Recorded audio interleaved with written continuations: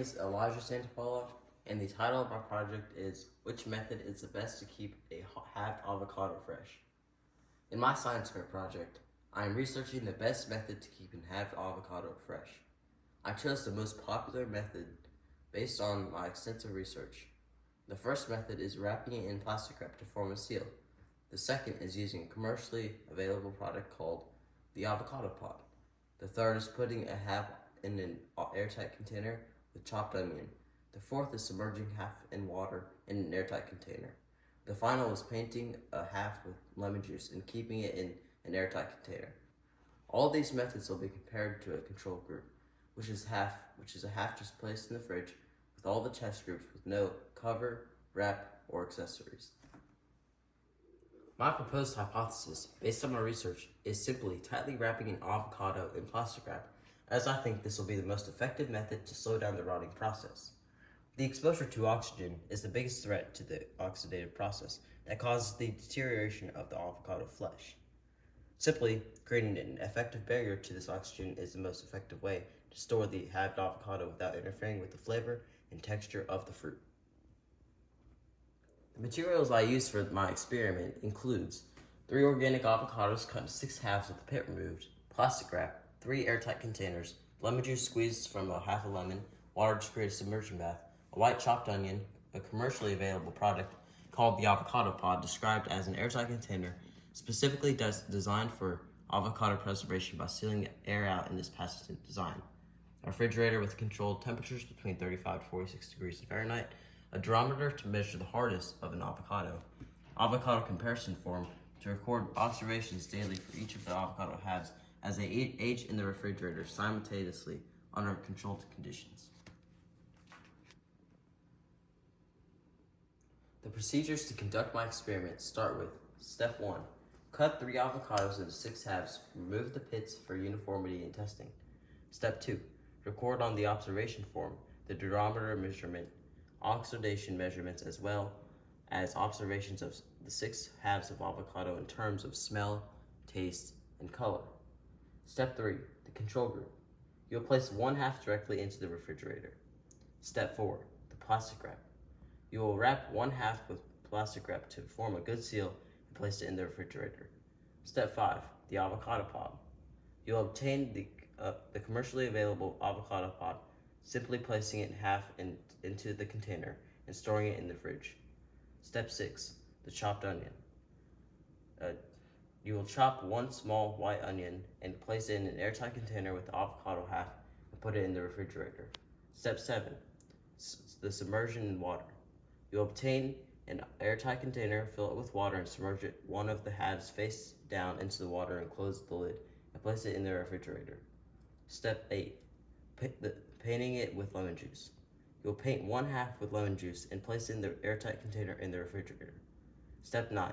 About the same time each of the day for 7 days, all 6 of these avocado halves must be evaluated using the original form to measure and record observations. Step 10. Measurements in the observations are then compared to determine the best method for preservation.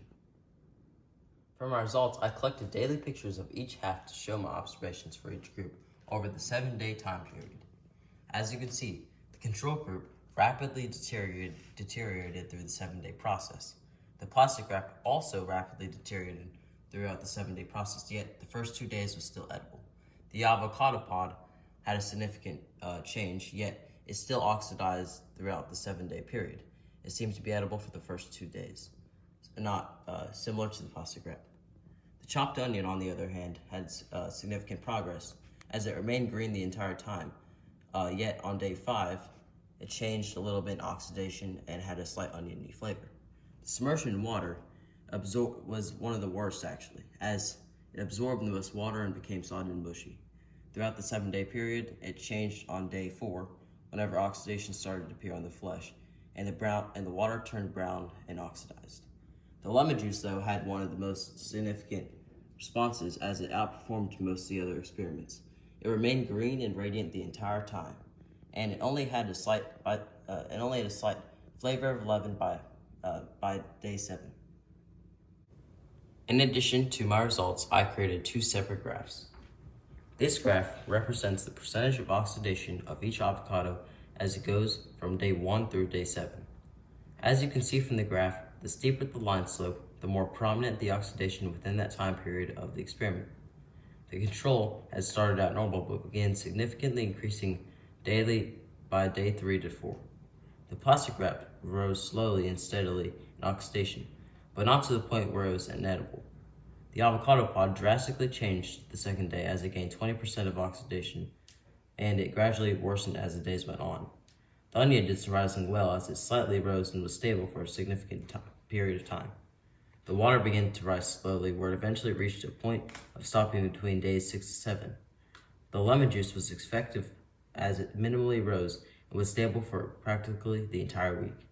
I think it could have kept going in the same condition for longer, showing its accuracy throughout the week.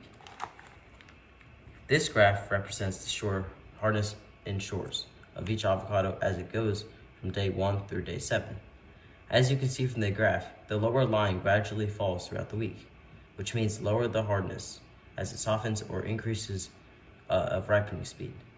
This line is measured in shore C hardness, meaning it is meant to detect soft materials such as food, plastic, or paper. The control group could be seen dropping significantly as the days go on. We can notice it is the lowest compared to the other experiments. The plastic wrap drastically dropped on the first couple days and slowly continued into a hardness of 20. Similar to the plastic wrap, the avocado pod also dropped significantly on the first couple days as it started to even out after the last couple days. The chopped onion is one of the most effective ways to prevent softening as it barely goes down and stays consistent the entire way. The water, similarly to the first 3 experiments, had immediately dropped and then gradually decreased as time passed. This likely occurred because the water soaked the meat of the avocado and caused it to become sodden and feel softer faster due to water infusing into the avocado. This is not usually desirable when eating an avocado. The most successful of the experiments was lemon juice, as it gradually dropped to a steady level or continued to stay the same throughout in terms of how soft it will go to the end of 7 days. From all experiments, it was a clear winner when it came to shore hardness, as most of the contenders significantly dropped. The lemon juice and onion managed to stand out compared to the rest. In conclusion, based on my experimentation, the best method to keep your halved avocado the freshest in the fridge by far is by painting it with lemon juice in an airtight container. As demonstrated by my experiment, I observed that the lemon juice painted avocado half noticeably did not change significantly compared to the other experimental groups. The oxidation of the lemon juice half maintained its color throughout the 7-day process. In addition, the hardness was also maintained. The lemon juice half was the only one from all the groups that I would consider edible and enjoyable by day 7. Thank you for your time and attention.